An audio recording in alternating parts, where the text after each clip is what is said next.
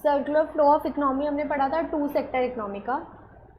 फिर ये aggregate demand, aggregate supply, consumption function, ये सब देखा था, APC MPC.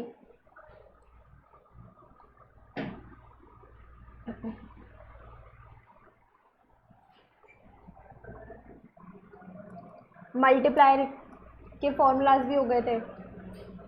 Determination of equilibrium income 3 sector model. Aggregate demand in 3 sector model of closed economy neglecting foreign trade consists of 3 components, namely household consumption, desired business investment, government sector demand for goods and services। तो 3 sector economy में हम क्या क्या ले रहे हैं? Household, firms और government.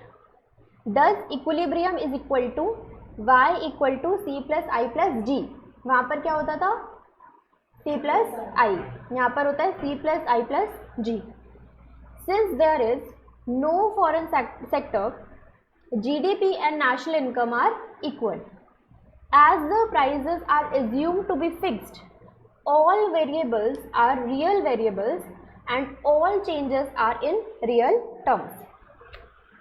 To help interpret these conditions, we turn to the flow chart below. Each of the variable in the model in the flow variable. इस चार्ट को ये पूरा ये सब पढ़ के फिर वो देखेंगे। The three market circular flow model which accounts for government intervention highlights the role played by the government sector. 2 sector में हम गवर्नमेंट के रोल को क्या करते थे? इग्नोर करते थे। हम बोलते थे कि जितना हमने इनकम अर्न करा है वो पूरा हमने स्पेंड कर दिया और हमारे पास सिर्फ हाउस होल्ड है और सिर्फ फर्म्स है। From the above flow chart we can find that government sector adds the following key flows to the model. मतलब जो हमने 2 सेक्टर में पढ़ा था, अब गवर्नमेंट की वजह से ये सब उसमें ऐड हो जाएगा। क्या हो जाएगा? एक तो टैक्सेस आ जाएंगे, taxes on household and business sector to fund the government purchases. वहाँ पर कोई टैक्स रेट नहीं था, फैक्टर इनकम अर्न होती थी, फैक्टर इनकम एक्सपेंडिचर होता था, कोई सेविंग नहीं होती थी, हम जीरो सेविंग का वो लेते थे और जितनी इनकम होती थी हम उसको टोटल स्पेंड कर देते थे, है ना। यहाँ पर बीच में क्या आ जाएगा? Tax on household and private sector. फिर ट्रांसफ़र पेमेंट जो गवर्नमेंट करती है, transfer payment to household and subsidy payment to business sector. Government purchases goods and services from business sector and factor of production from household sector. Government यहाँ purchases भी करेगी, government borrowing भी करेगी financial market से to finance the deficit occurring when taxes fall short of government purchases. तो अब government add होने की वजह से ये सारे रोल्स हमारे उस सेक्टर, उस फ्लो चार्ट में ये सब इंक्रीज हो जाएगा। क्या क्या? Taxes, transfer payments, government purchases and government borrowing. However, unlike in the 2 sector model, the whole of national income does not return directly to the firm as demand for output. There are 2 flows out of the household sector in addition to consumption, namely saving flow and the flow of tax payment to the government. अब यहाँ पर वहाँ हम saving और tax payment कुछ नहीं लेते थे, यहाँ पर ये एडिशन हो गया एक सेविंग का और फ्लो ऑफ टैक्स पेमेंट्स का। These are actually leakages. Leakage क्या होता है कि जब हम उस इनकम में से, उस फ्लो में से कुछ निकाल लेते हैं, है ना, और इंजेक्शन होता है कि कुछ अलग से इन्वेस्ट कर देते हैं, ठीक। तो सेविंग और payment of taxes are the leakages in circular flow of income. क्या हुआ वहाँ पे?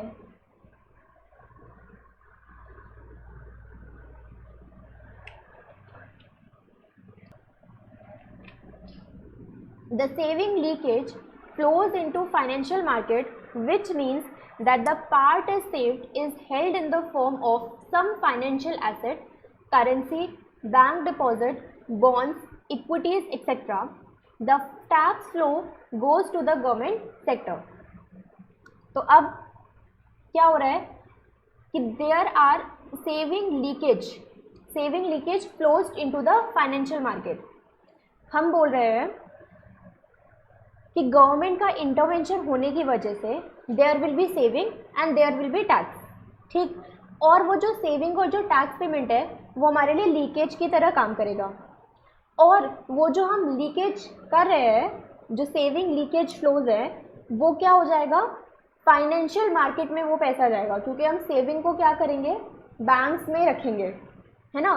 तो वो अमाउंट हमारा फाइनेंशियल मार्केट में एंटर करेगा, which means that the part is saved is held in the form of some financial asset, या तो करेंसी, या तो bank deposit, bonds, equities etcetera. The tax goes to the government sector, ठीक है ना। तो सेविंग लीकेज जाएगा financial market में और टैक्सेशन जाएगा गवर्नमेंट की रेवेन्यू के पास, ठीक। The leakage which occur in the house hold sector do not necessarily mean that the total demand falls short of output. There are additional demand for output on the part of business sector itself for investment and from government sector. अब income या तो consume होती है या तो save होती है, but अगर हम सेविंग करेंगे तो एक्चुअल में देखा जाए तो वो सेविंग वाला जो अमाउंट है वो क्योंकि फाइनेंशियल मार्केट में जा रहा है, तो वो एक्चुअल में कहीं ना कहीं इन्वेस्ट होगा, या तो गवर्नमेंट करेगी या तो कोई बिजनेस फर्म उसे लोन की तरीके से बैंक से लेकर के कहीं ना कहीं इन्वेस्ट करेगा, है ना। The leakage which occur in the house hold sector does not necessarily mean that the total demand fall short of output. यहाँ पर डिमांड मतलब कि यहाँ पर एक्चुअल में देखा जाए तो कंजम्पशन कम नहीं हुई, क्योंकि वो बैंक के पास गया और बैंक से फिर वो फर्म ने या गवर्नमेंट ने यूटिलाइज किया वो amount. There are additional demands for output on part, अब वो बल्कि एडिशनल डिमांड क्रिएट कर रहा है, और किसकी डिमांड क्रिएट कर रहा है, या तो बिजनेस सेक्टर की या तो गवर्नमेंट सेक्टर की। In terms of circular flow these are injections, तो वो हमारा सेविंग एक्चुअल में क्या हो गया, क्योंकि वो फाइनेंशियल मार्केट में एंटर करा, फिर उसे बिजनेस फर्म या गवर्नमेंट ने यूज़ करा, तो वो एक्चुअल में क्या हो गया, इंजेक्शन हो गया। The purchasers of the investment goods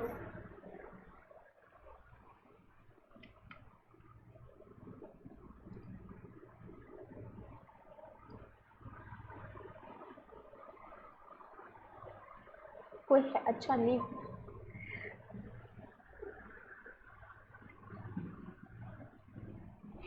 the leakages which occur in the household sector does not necessarily mean that the total demand falls short of the output, ये सब तो हो गया। The investment injection is shown as the flow from financial markets to the business sector. The purchasers of the investment goods, typically financed by borrowing, are actually the firms in the business sector themselves. Thus, the amount of investment in terms of money represents an equivalent flow of funds lent to the business sector. The amount of investment in terms of money represent the equivalent flow of fund lent to the business sector. क्या हुआ, income earn हुई, फिर income या तो consume होगी या तो save होगी। सेविंग को हमने पहले बोला लीकेज, फिर वो लीकेज एंटर करा फाइनेंशियल मार्केट में, फिर वो फाइनेंशियल मार्केट से जो बैंक में गया उसको या तो गवर्नमेंट ने या तो बिजनेस सेक्टर ने यूज़ करा, तो वो वापस से हमारा क्या हो गया, इंजेक्शन हो गया, और इन इन्वेस्टमेंट की वजह से ये flow of funds lent to the business sector, और एक्चुअल में ये फंड किसको एज लोन की तरह दिया गया, इन दोनों को दिया गया। The three sector Keynesian model is commonly constructed assuming that the government purchases are autonomous. Same चल रही है, this is not realistic assumption, but it will simplify our analysis. Determination of income can be explained with the help of aggregate demand. Aggregate demand is equal to C plus I plus G, और aggregate supply is equal to consumption plus saving plus tax.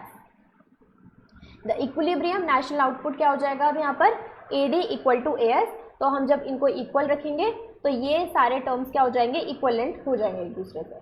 ठीक,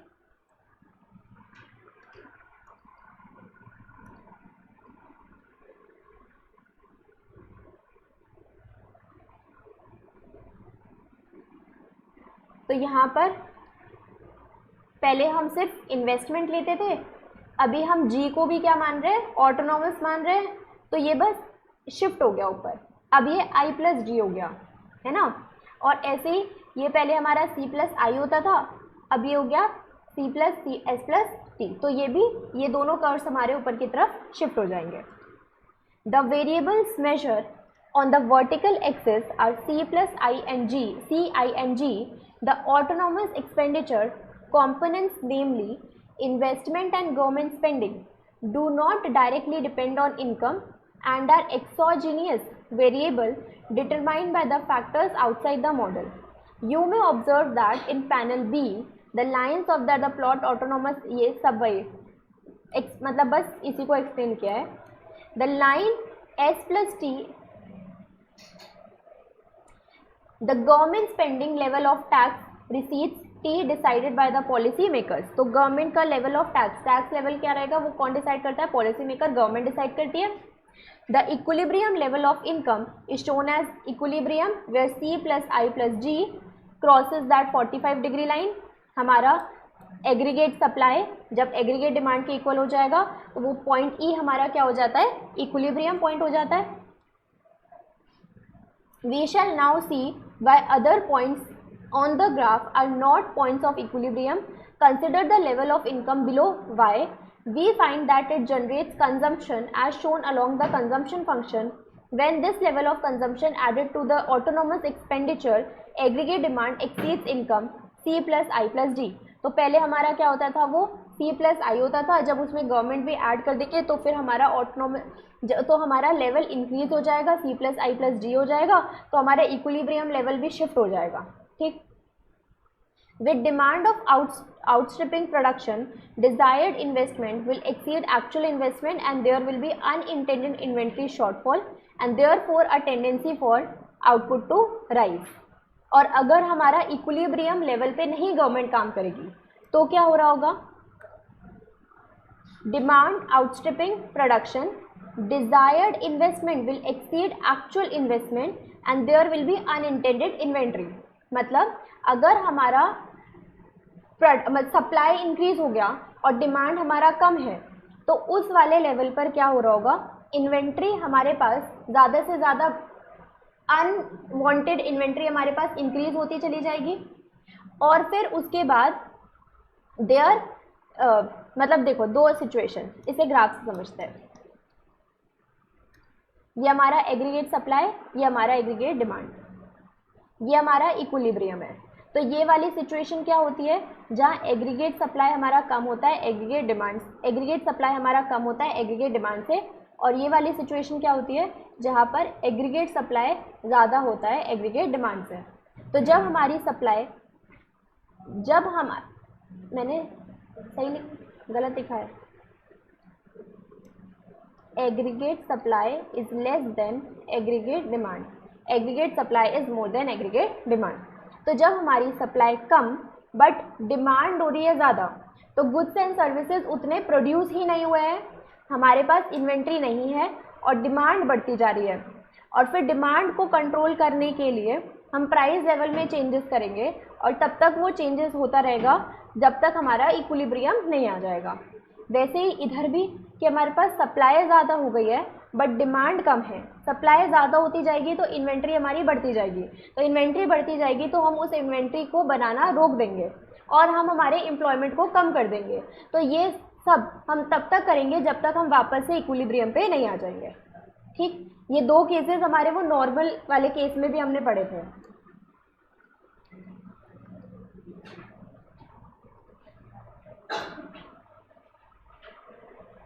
Conversely, at the level of income above Y, output will exceed demand. People are not willing to buy all the goods that is produced. Excess inventory will accumulate, leading to business to reduce their future production.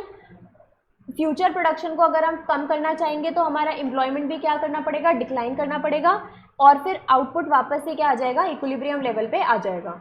It is only at y that output is equal to aggregate demand. There is no unintended inventory shortfall or accumulation. तो वो equilibrium level पे हमारी inventory ना कम होगी ना ही हमारी inventory unwanted रहेगी. ठीक. And the consequently no tendency for output to change. And important thing is to note that change in total spending followed by the changes in output and employment and it will restore to the equilibrium in Keynesian model, not changes in the prices.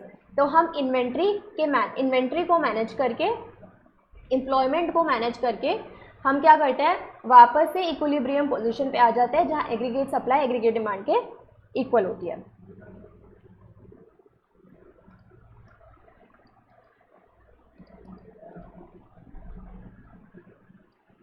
पहले हमारे पास क्या होता था, business होते थे, house hold होते थे.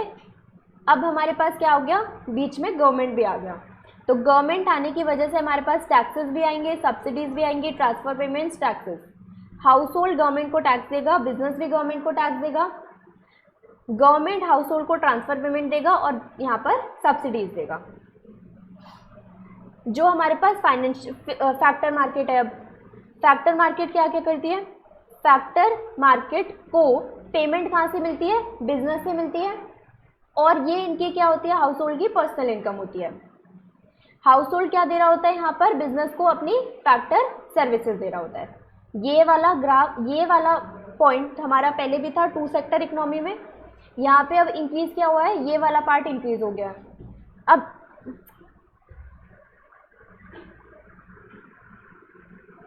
अब यहाँ पर क्या हो रहा है कि जो गवर्नमेंट है, बस गवर्नमेंट के आने की वजह से ये दोनों लोग इनको टैक्सेस दे रहे हैं और गवर्नमेंट बदले में इधर टैक्स.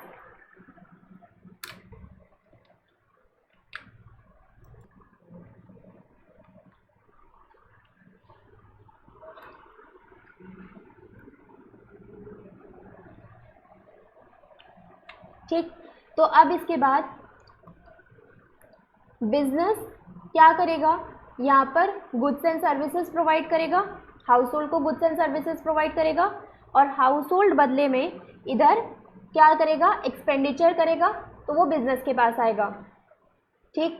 और यहाँ पर बिजनेस साथ में क्या कर रहा होगा, और इन्वेस्टमेंट एक्सपेंडिचर जो भी इन्होंने अर्न किया होगा, अब यहाँ पर उसका सारा का सारा ये लोग कंज्यूम नहीं करते हैं, है ना. ये लोग सारा का सारा एक्सपेंडिचर नहीं कर रहे हैं, इनके पास से कुछ सेविंग में भी जा रहा है.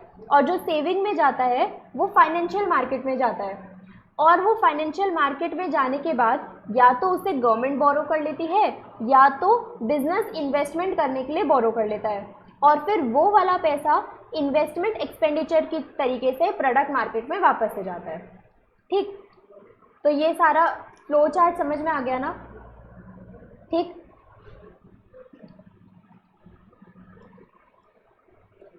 Government sector and income determination. We have seen above that the government influences the level of income through taxes, transfer payments, government purchases and government borrowing. यहाँ पर टैक्सेस भी आते हैं, ट्रांसफर पेमेंट्स भी आती है, गवर्नमेंट परचेजेस आती है, गवर्नमेंट बोरोइंग आती है. A comprehensive discussion on the effect of government fiscal policy is beyond the scope of this unit and we will वो हम बाद में करेंगे. Income determination with lump sum tax. We assume that government imposes lump sum tax, that is taxes that do not depend on income, has balanced budget and also there is no transfer payment. The consumption function is defined by this. तो एक हमारा lump sum tax होगा. lump sum tax क्या होता है, जो income पर depend नहीं करता, जैसे कि जीएसटी होता है जो इनकम पर डिपेंड नहीं करता.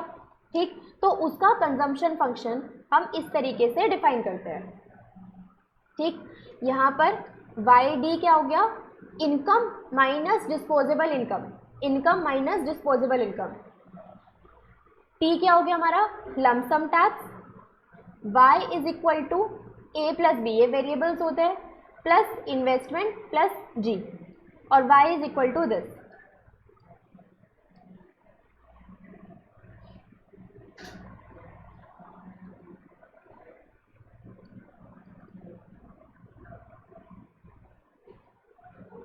ये वापस से उसी का वो है, ये सब नहीं करना यहाँ पर, आपको ये वाला ये याद रखना है बस। ठीक, पहले थ्योरी कंप्लीट कर लें।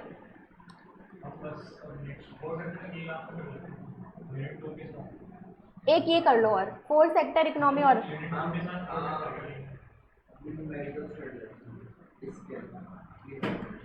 बस ये सुन लो, और 4 सेक्टर मॉडल और सुन लो फिर। अरे नहीं, उस न्यूमेरिकल करने के लिए अभी है नहीं उतना। न्यूमेरिकल क्या है, ये वाला फॉर्मूला और ये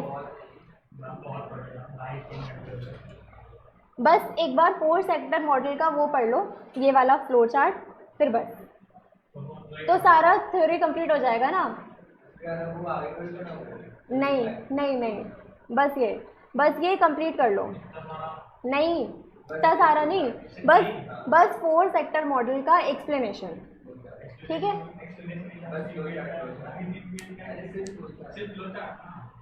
अच्छा पढ़ते हैं, चलो 15 minute. The 4 sector model includes all 4 macro economic sector. अब चौथा कौन सा रह गया है, फॉरेन सेक्टर रह गया है ना। तो यहाँ पर household sector, business sector, government sector और फॉरेन सेक्टर, चारों सेक्टर आ गए। Foreign sector includes household, businesses, governments that reside in another country.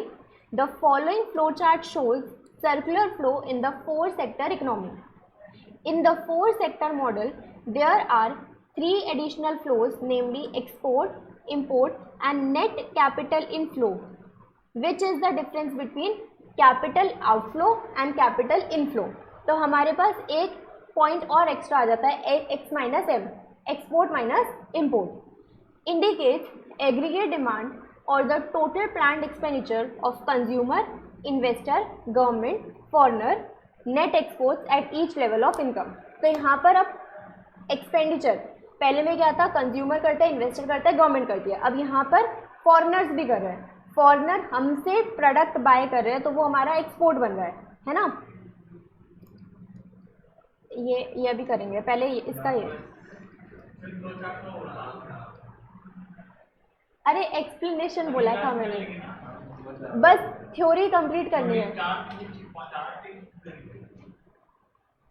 ये देखने में बड़ी लग रही है नहीं है, बस इधर तक है।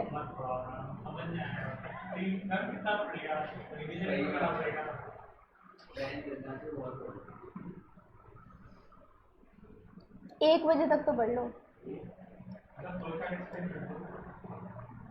अच्छा देखो, फ्लो चार्ट में क्या हो रहा है, हाउस होल्ड है हमारे पास, बिजनेस है, गवर्नमेंट है और यहाँ पर फिर रेस्ट ऑफ द वर्ल्ड भी है। इतना तो हमने पहले भी देखा था। यहाँ पर एक और क्या आ गया, रेस्ट ऑफ द वर्ल्ड। ठीक, बिजनेस क्या क्या कर रहा है, पहले इधर हाउस होल्ड से शुरू करते हैं। हाउस होल्ड क्या कर रहा है, या तो एक्सपेंडिचर करेगा या वो सेविंग करेगा। ठीक है, या तो एक्सपेंडिचर करता है या तो सेव करता है। फिर हाउस होल्ड साथ में क्या कर रहा होता है, और इनको सर्विसेज प्रोवाइड कर रहा होता है, तो इसके पास क्या मिलती है, फिर इनको वापस फैक्टर पेमेंट्स मिलती है। ठीक, वो इनकी क्या बनती है, इनकम बनती है, और इनकम से वो एक्सपेंडिचर करता है या वो सेव करता है। उसके बाद बिजनेस के पास क्या आता है, बिजनेस के पास ये खर्चा बिजनेस के पास ही वापस से आ जाता है। जो ये एक्सपेंडिचर करता है वो वापस से बिजनेस के पास आता है, और बिजनेस क्या करता है, फिर इन्वेस्टमेंट एक्सपेंडिचर करता है वापस प्रोडक्ट मार्केट में। ठीक, अब यहाँ से क्या होता है कि यहाँ से हमारे पास और इनकम आ भी सकती है। हम एक्सपोर्ट करेंगे तो रेस्ट ऑफ द वर्ल्ड से इनकम आएगी, इनकम आ रही है प्रोडक्ट मार्केट में, और रेस्ट ऑफ द वर्ल्ड और क्या कर रहा है, और हमें और फ्लो भी, मतलब कि सिर्फ हम पेमेंट इनको नहीं कर रहे, बट अब यहाँ पर पेमेंट हम रेस्ट ऑफ द वर्ल्ड को भी कर सकते हैं। ठीक, फिर प्रोडक्ट मार्केट से ये वापस से एक्सपेंडिचर हो गया, इनके पास ही वापस आ गया, एक्सपोर्ट यहाँ पर आ गया, और यहाँ पर इंपोर्ट नहीं दिया लेकिन इंपोर्ट भी हो जाएगा रेस्ट ऑफ द वर्ल्ड से। और क्या हो जाएगा, ये रहा, अच्छा इंपोर्ट ये रहा कि ये एक्सपेंडिचर कर रहे हैं एक तो प्रोडक्ट मार्केट में, अगर डोमेस्टिक मार्केट में जाएगा तो डायरेक्ट प्रोडक्ट मार्केट में जाएगा, अगर हम इंपोर्ट करेंगे तो हमारा एक्सपेंडिचर कहाँ चला जाएगा, रेस्ट ऑफ द वर्ल्ड में चला जाएगा। तो यहाँ पर एक है एक्सपोर्ट, इंपोर्ट और नेट कैपिटल इनफ्लो। तो हम हायर करने के लिए रेस्ट ऑफ द वर्ल्ड से भी हायर कर सकते हैं, उनको पेमेंट देंगे, और एक्सपोर्ट करेंगे तो हमारे पास इनफ्लो आएगा, और हम इंपोर्ट करेंगे तो हमें पेमेंट करनी पड़ेगी। हमारा जो एक्सपेंडिचर है वो डोमेस्टिक मार्केट के साथ साथ रेस्ट ऑफ द वर्ल्ड में भी चला जाएगा। तो ये इंपोर्ट हो गया। ठीक, चलो ठीक है।